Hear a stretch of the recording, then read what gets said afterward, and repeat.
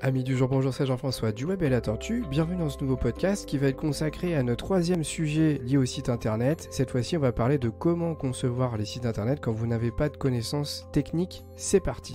Alors peut-être qu'avant d'écouter ce podcast, si vous ne l'avez pas déjà fait, je vous conseillerais d'aller écouter le podcast sur les noms de domaine et ensuite celui sur les hébergements, puisque comme ça, vous aurez vraiment toutes les clés en main pour avoir le parcours complet de création d'un site dans de bonnes conditions. Donc aujourd'hui, l'objectif de ce podcast, c'est pas de vous parler de tout ce qui existe pour créer des sites, parce qu'il y a plein de choses, mais il y en a qui sont dédiées aux personnes qui ont des connaissances techniques ou plus précisément en développement. Nous, on va se concentrer sur les outils qui vous permettront de faire le site vous-même sans connaissances techniques, c'est-à-dire sans programmer. Alors si on commence le sujet, la première chose que je devrais vous expliquer, c'est qu'est-ce qu'un CMS. En fait, là tout à l'heure, je vous ai dit comment concevoir un site sans savoir coder. Eh bien, le CMS, c'est justement la catégorie d'outils de conception de site qui va vous permettre de faire ça. Et donc CMS, qu'est-ce que c'est? C'est Content Management System, système de gestion de contenu traduit en français. Et en fait, ça va vous permettre justement de créer le site sans programmer. Alors le problème actuellement, c'est qu'il y a des centaines d'outils de création de sites, des CMS qui existent sur la planète. Il y en a des gratuits, il y en a des payants. Moi, mon objectif, ça va être de vous parler de ceux qui pour moi sont soit intéressants, soit dont vous avez certainement entendu parler parce qu'ils ont une forte notoriété, et à la fin, de vous permettre de faire le tri et plutôt de vous orienter vers les outils qui pour moi, ça n'engage que moi, sont les plus adaptés à vos besoins. Alors déjà, je vais vous parler des outils qui sont les plus connus et ceux que je vais traiter dans ce podcast. Donc le premier, ça va être WordPress. Ensuite, on va parler de Wix et Jimdo. On va parler également de Shopify et PrestaShop. Et on va parler un petit peu des CMS un peu plus techniques comme Drupal ou Typo3. Alors comment j'ai sélectionné ces outils? Parce qu'il y en a plein d'autres. Déjà, j'ai pris ceux qui sont le plus connus en France, les plus utilisés sur le pays, et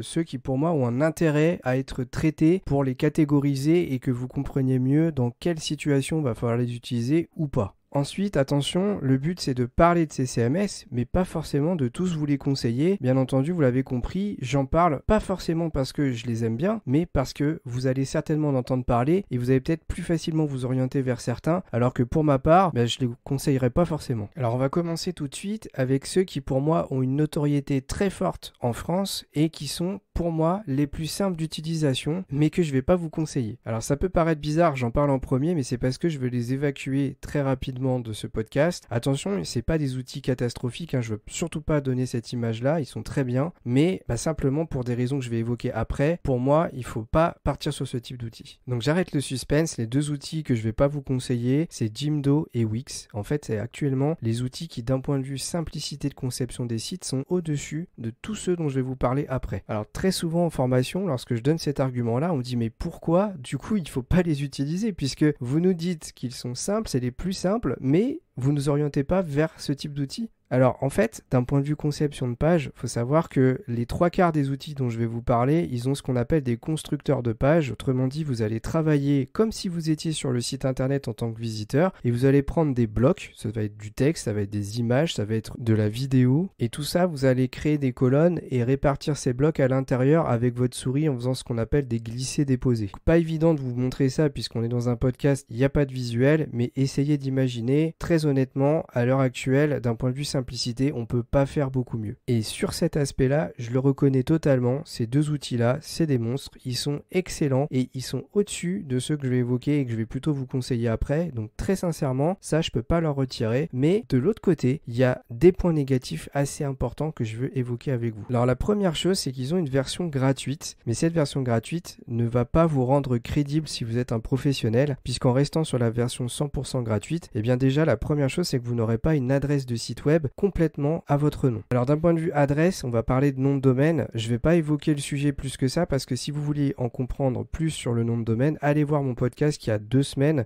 et vous comprendrez davantage ce dont je veux parler. Mais pour faire simple, dans votre adresse, eh bien vous aurez quelque chose du style monsite.jimdo.fr ou monsite.wix.com. Donc là, vous comprenez bien que d'un point de vue crédibilité, il n'y aura pas le nom de votre entreprise, ou en tout cas, elle en fera partie, mais à côté de ça, vous aurez le nom de l'outil de création de site que vous avez utilisé, ce qui est vraiment pas crédible. Alors si à la limite ça, vous pouvez vous dire ça me dérange pas, sachez qu'en plus de ça, pour le référencement sur Google, ce sera encore plus compliqué parce que comme il va détecter que ça a été fait via un outil et que l'URL comporte ce nom, eh bien il va vous pénaliser un petit peu et ce sera plus compliqué pour vous de retomber en première page. Alors déjà que c'est très dur, mais alors si vous vous tirez des balles dans le pied, c'est pas la meilleure méthode. Du coup, qu'est-ce qui se passe? Vous passez sur la version payante. Et là, c'est cool, vous avez une URL qui est complètement à votre nom. En plus de ça, j'ai oublié de le préciser, mais du coup, ça peut supprimer les publicités parce que oui, en restant sur la version gratuite, vous acceptez que Wix et Jimdo affichent de la pub sur votre site. Donc là, avec la version payante, c'est cool, tout ça, c'est retiré, on est dans un cadre 100% professionnel. Mais là, il y a encore deux choses qui me posent problème. La première, c'est le prix. Alors, il faut savoir que quand vous passez sur les offres payantes, en fait, vous payez à la fois la réservation du nom de domaine. Encore une fois, je vous laisse aller voir ce que c'est sur mon podcast. Et en plus de ça, Wix vous propose, et Jimdo, leur propre hébergement parce que c'est l'offre tarifaire qui est proposée de base. Alors, bien entendu, attention, c'est pas obligatoire de prendre à la fois le nom de domaine et l'hébergement. Vous pourrez simplement aller chez un hébergeur extérieur et faire des redirections de votre nom de domaine vers le site Wix ou Jimdo que vous avez créé.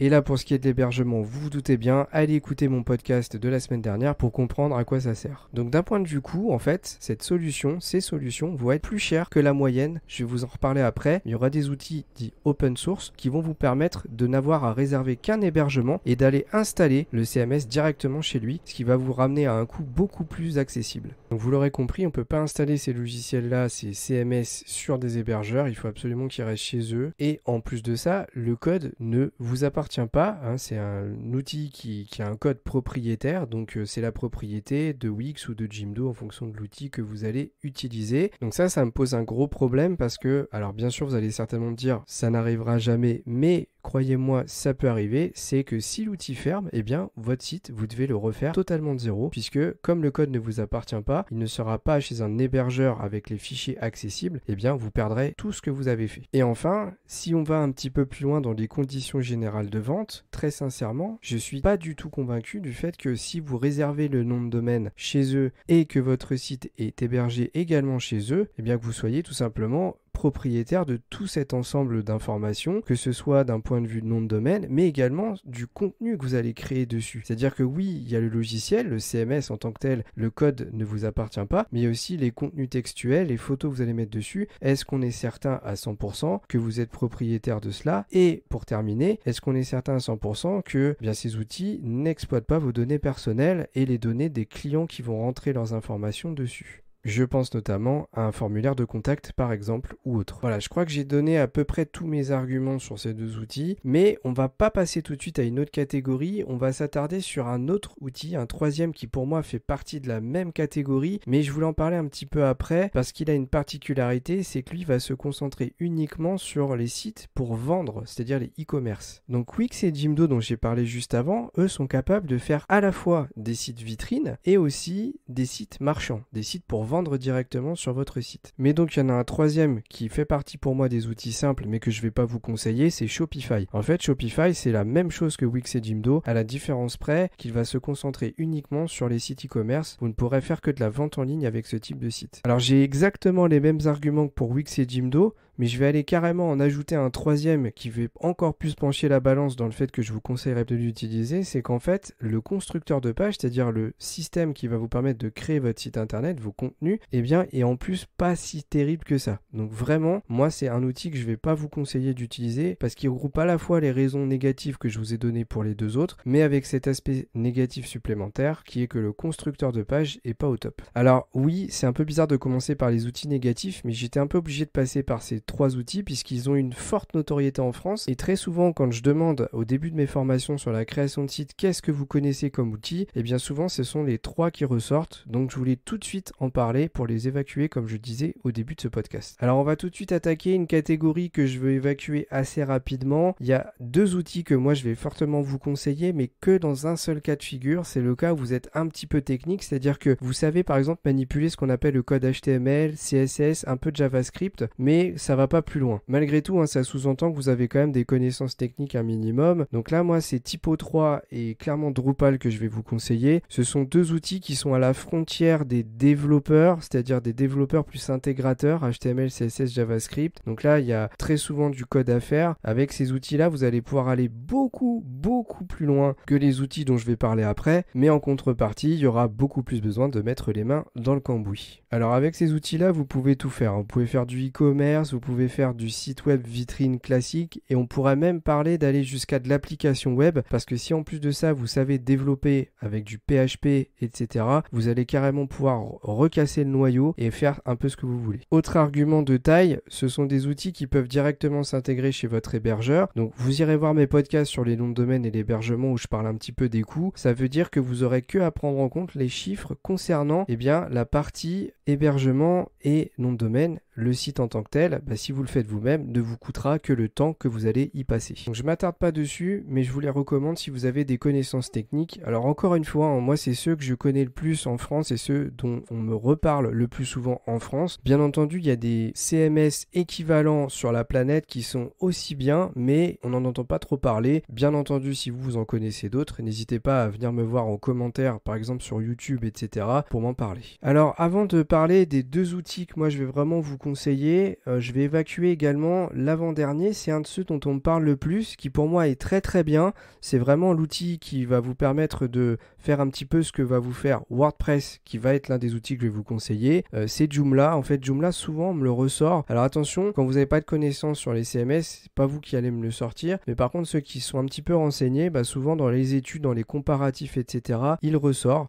Moi, très clairement, c'est un outil que j'aime bien. Je l'ai beaucoup utilisé quand j'ai commencé à utiliser les CMS il y a fort longtemps. Mais très clairement, je trouve qu'il est derrière en termes de fonctionnalité et de facilité d'utilisation par rapport à son concurrent et celui qui, je pense, l'a mangé, WordPress. Quand je vais vous parler de WordPress, vous comprendrez un petit peu ce que fait Joomla parce qu'en fait, il fait exactement la même chose que son concurrent. Mais comme je trouve plus simple, si vous comprenez l'un, vous comprenez l'autre. Mais vraiment, je préfère vous orienter sur WordPress. Ça veut dire qu'il nous reste deux outils, deux CMS que je vous ai pas encore présentés, WordPress et PrestaShop. Ce sont les deux vers lesquels moi je vais vraiment vous conseiller d'aller par la suite. Alors déjà, on peut les distinguer tout de suite. Il y en a un qui est fait pour faire à la fois des sites vitrines et des sites e-commerce, ça va être WordPress. Et on a le deuxième, PrestaShop, qui lui ne fait que de l'e-commerce. En termes de points communs, ce sont deux CMS qui ont été développés en mode open source. Donc c'est le gros avantage de ces deux outils, c'est qu'ils sont gratuits. Ils ont une version gratuite tous les deux. Il y en a un que vous allez pouvoir télécharger via wordpress.org et l'autre que vous allez pouvoir obtenir sur le site prestashop.com. Alors attention, pas d'amalgame parce que WordPress et PrestaShop ont tous les deux une solution qui va être apparentée à Wix et Jimdo puisque oui, eux également ont besoin de gagner de l'argent forcément et donc ils vont également vous proposer des versions qui vont s'installer sur leur propre plateforme d'hébergement et vous allez pouvoir également réserver leur nom de domaine directement chez eux. Mais là, on revient aux arguments négatifs que je vous ai donnés pour Wix et Jimdo et d'ailleurs Shopify que j'allais oublier. Donc, bien entendu, moi je vais plus vous orienter vers la solution de je télécharge le CMS et je le déploie sur mon hébergement. Comme ça, je suis entièrement propriétaire de ce que j'ai fait et même si les deux associations ou sociétés ferment,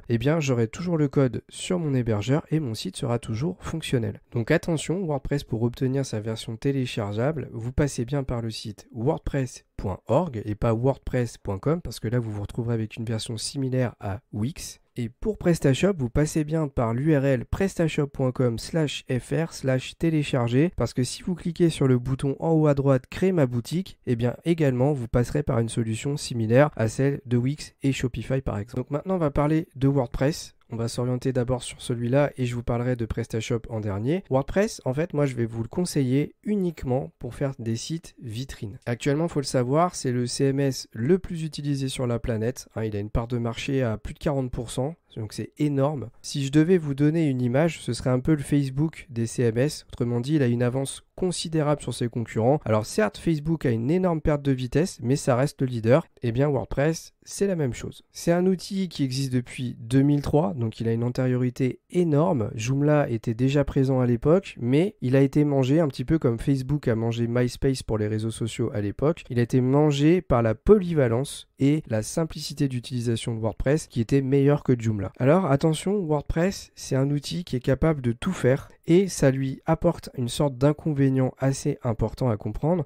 c'est que oui, ce n'est pas l'outil, le CMS le plus facile d'utilisation. J'insiste, Wix et Jimdo sont clairement plus simples de ce point de vue-là, mais il a des armes à faire valoir. Déjà, il permet de faire des sites totalement professionnels. Il a des constructeurs de pages qui sont certes un petit peu plus compliqués, mais qui ont des armes à faire valoir. Ils sont un petit peu derrière, mais très faciles d'utilisation néanmoins. On va par exemple parler d'Elementor, Divi et Visual Composer. J'ai clairement une nette préférence pour Elementor et Divi, mais ça c'est mon point de vue. Et on fonctionne de la même manière que pour Wix et Jimdo, c'est-à-dire qu'on a un éditeur côté visiteur. On va prendre des blocs, on va les positionner là où on veut, on va mettre des images, des vidéos, etc., du texte à l'intérieur et on continue à créer notre site comme ça. On évite au maximum de passer par la case développement ou plus particulièrement par la case CSS HTML. La plupart du temps, si vous choisissez bien votre thème graphique, donc l'esthétique de votre site ou le constructeur de page que vous allez utiliser, si vous êtes un peu créatif, vous pouvez vous en sortir clairement sans développer. En plus de cela, WordPress dispose d'un catalogue de fonctionnalités que vous allez pouvoir incorporer à votre site pour lui ajouter des fonctionnalités supplémentaires. On va parler de plugins, extensions en français. Alors ces fameux plugins, qu'est-ce qu'ils vous permettent de faire? Par exemple de rajouter des systèmes de paiement en ligne pour transformer votre site en e-commerce. Vous allez pouvoir ajouter des systèmes de formulaires de contact, de formulaires d'inscription. Vous allez pouvoir ajouter des outils pour les statistiques. Vous allez pouvoir ajouter des outils pour le RGPD, des outils pour le web marketing, des outils pour faire de la capture de l'inscription à la newsletter. Et tout cela,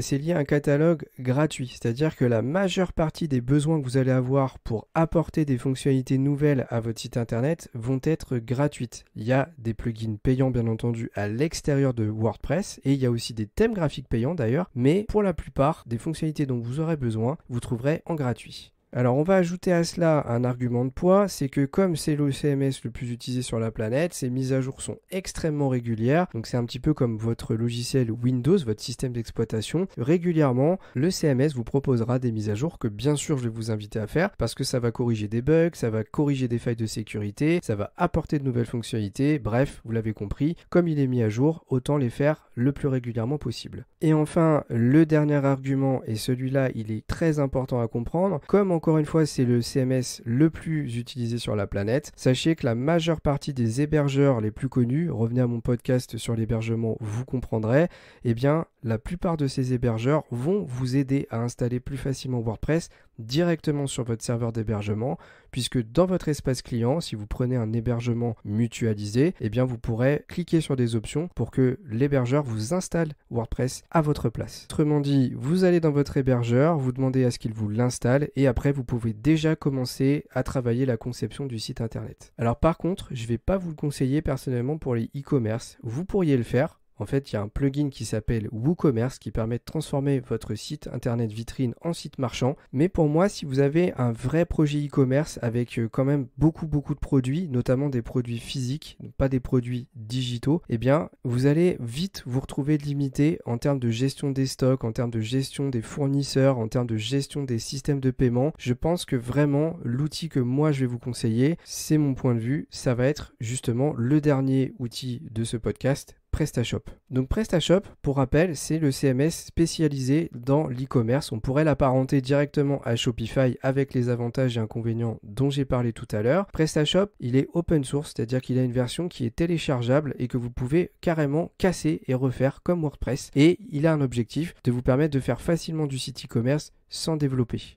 Alors l'argument qui fait principalement que je vous le conseille, c'est que vraiment d'un point de vue puissance de système e-commerce, c'est le meilleur. Il a vraiment tout ce dont vous avez besoin. Mais par contre, il a clairement un inconvénient majeur, c'est que comme je vous le disais tout à l'heure pour WordPress, vous avez des blocs, des extensions que vous allez pouvoir rajouter à votre site pour leur apporter des fonctionnalités nouvelles. Sur PrestaShop, ça va être pareil, sauf que la majorité des modules dont vous allez avoir besoin seront payants. Par exemple, si vous avez besoin de permettre à vos clients de prendre rendez-vous directement sur votre site e-commerce et de payer sur le site, eh bien, vous devrez passer par des modules additionnels qui ne sont pas incorporés dans la version gratuite et là, ce sera payant forcément. Ça va être pareil pour le choix choix esthétique de votre site, puisque en fait, dans la version gratuite, vous aurez un thème de base, mais le problème de ce thème, c'est que si vous voulez le customiser, il faudra passer directement dans le code, et là, il faut s'y connaître. Donc, le seul moyen que vous aurez pour éviter le développement, c'est d'aller dans la bibliothèque, le catalogue de thèmes graphiques de PrestaShop, et là, encore une fois, les 3/4 sont payants. Alors attention, ça coûte pas une fortune, et en plus de cela, quand vous les avez achetés, vous en êtes propriétaire, et c'est bon, vous avez les mises à jour, etc.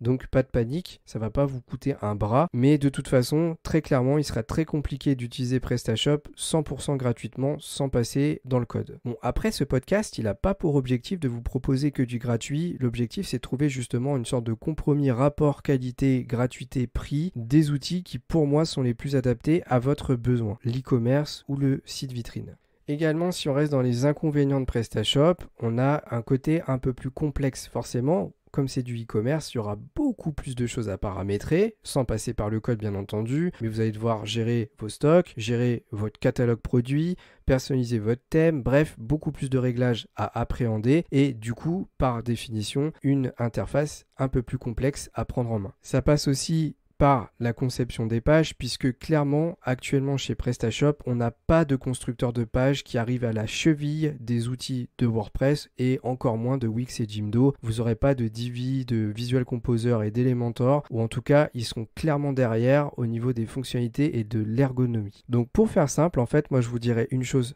toute bête, c'est que si vous partez sur un site e-commerce, dites-vous que de toute façon, sur PrestaShop, vous allez devoir mettre la main à la poche, mais que d'un autre côté, vous aurez l'outil le plus adapté si vous n'avez pas de connaissances techniques pour faire votre site vous-même. Et je dirais que si malheureusement pour vous c'est trop compliqué, dans ce cas-là, passez par une agence de communication qui fera le site à votre place. Ça coûtera plus cher, mais au moins vous aurez quelque chose de professionnel et de fonctionnel. Alors si je devais faire un récapitulatif des deux outils que moi je vais vous conseiller, le gros avantage de ces deux outils, c'est que vous êtes 100% propriétaire de ce que vous allez produire. C'est stocké chez votre hébergeur, donc vous avez accès à vos fichiers. Si les deux sociétés ferment, vous gardez le site actif, et ça pendant encore plusieurs années. Certes, il sera plus maintenu, mais vous aurez largement le temps de rebondir pour trouver d'autres solutions. Ce ne sont pas les plus simples, mais ils sont ultra polyvalents et ont des rendus très très professionnels. Mais attention, encore faut-il être capable de les utiliser. C'est pour cela que moi je vais vraiment vous inviter avant de faire votre choix, est-ce que je fais mon site moi-même ou est-ce que je fais appel à une agence web, et bien de regarder un petit peu ce qui existe sur internet, d'aller regarder des vidéos sur YouTube, de regarder un petit peu comment fonctionnent les interfaces et de faire un site bac à sable pour vous entraîner et de voir si vous vous sentez réellement d'aller jusqu'au bout, et ainsi vous verrez si vous préférez passer par une agence web ou le faire vous-même.